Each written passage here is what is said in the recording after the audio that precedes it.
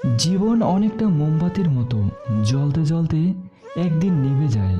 কিন্তু প্রশ্ন হচ্ছে, এই আলো জ্বলে থাকা সময়টুকুতে আমরা কি করলাম?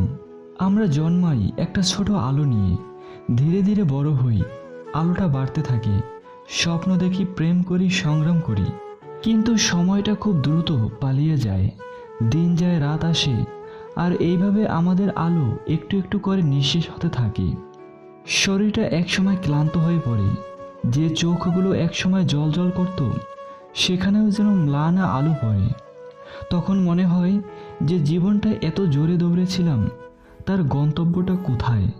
আমরা সবসময় ব্যস্ত থাকি আরও বড় কিছু পেতে, আরও বেশি কিছু করতে, কিন্তু আমরা ভুলে যাই এই মুহূর্তটাই সবচেয়ে গুরুত্বপূর্ণ।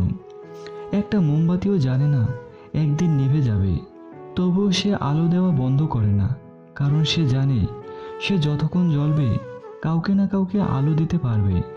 জীবন মানে শুধু নিজের জন্য বাঁচা নয়, জীবন মানে নিজেকে পুড়িয়ে হলেও অন্যকে একটু শান্তি দেওয়া, একটা হাসি দেওয়া, একটা সাহস জোগানো। আপনার একটা কথা কারো বিষণ্ণ দিনে নতুন আলো জ্বালাতে পারে, আপনার একটা হাত ধরা কাউকে আবার বাঁচার শক্তি দিতে পারে। সময় খুবই ক্ষণস্থায়ী, এই আলোটা খুব বেশি সময় থাকবে না। তাই জিজ্ঞেস করুন নিজেকে, আপনি কি করছেন এই আলো নিয়ে? আপনি কি কেবল নিজের জন্য বাঁচছেন, নাকি অন্যের জীবনেও আলো ছড়াচ্ছেন? একদিন আপনার আলো নিভে যাবে, এটা অবশ্যম্ভাবী, কিন্তু আপনি চাইলে আপনার আলো থেকে হাজারো মোমবাতিতে আগুন ছড়িয়ে দিতে পারেন।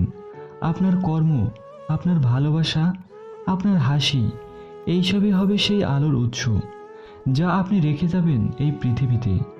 এই জীবনটা খুবই অল্প দিনের, একবার নিভে গেলে আর জ্বলে ওঠা সম্ভব নয়।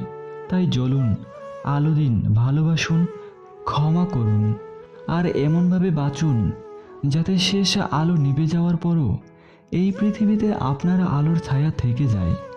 জীবনকে ছোট করে দেখবেন না, আপনার একটা ভালো কাজ কারো জীবনের দিশা হতে পারে।